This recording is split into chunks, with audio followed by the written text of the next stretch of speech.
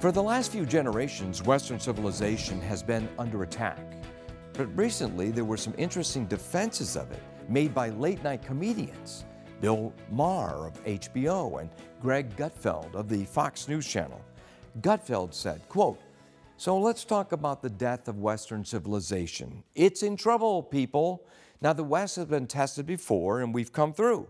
In 1940, when it looked like the Nazis could take over all of Europe, it was the British who stood up to them alone.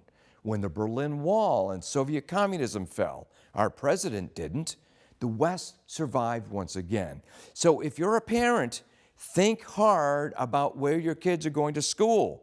Make sure they understand that America is unique in history, and so are the achievements and the freedoms of Western civilization." End quote from Maher Gutfeld.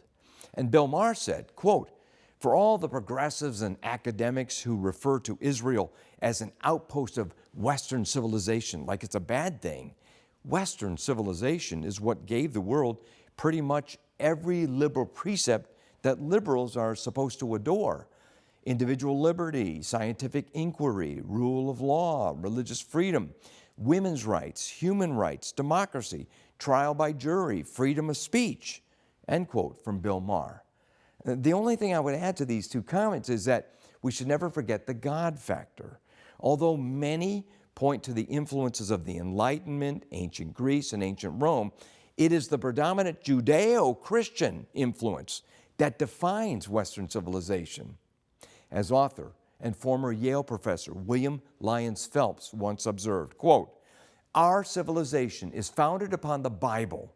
More of our ideas, our wisdom, our philosophy, our literature, our art, our ideals come from the Bible than from all other books combined." End quote. For D. James Kennedy Ministries, I'm Jerry Newcombe.